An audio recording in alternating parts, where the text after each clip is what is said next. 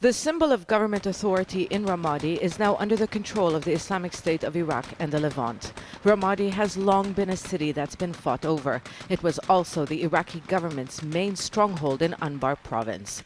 But ISIL fighters launched an all-out assault early Friday, taking over the Ramadi compound, which houses most of the city's government buildings. They managed to penetrate using suicide bombers. Government forces and their local Sunni allies were not able to stop ISIL's advance. Many of them were killed. It is a strategic blow to the authorities, who have been losing ground in other areas of the province. The assault on Ramadi was part of a large-scale attack on government forces on multiple fronts in the province. Late Thursday, ISIL used 22 suicide bombers to target the barracks of security forces in the town of Garma. It is clear that ISIL considers Anbar strategic. After all, it borders territory it controls in neighboring Syria.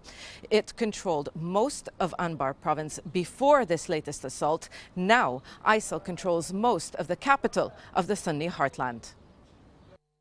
People of Ramadi were caught in the fighting, and the fear is ISIL will punish those who cooperated with the authorities. Council officials in Anbar are blaming the central government in Baghdad for ISIL's huge gains. Sunni tribes allied with the government have been warning that ISIL would make gains if military reinforcements and weapons weren't sent to Ramadi. But the government won't give the Sunni tribes weapons because they are suspicious of their loyalty, and the regular forces are too weak to fight this war alone.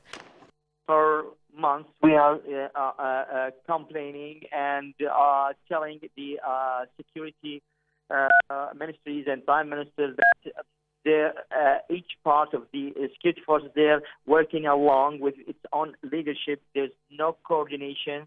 There's no strengthening to the fronts with the tribal members, either by weapon or by even planning or training.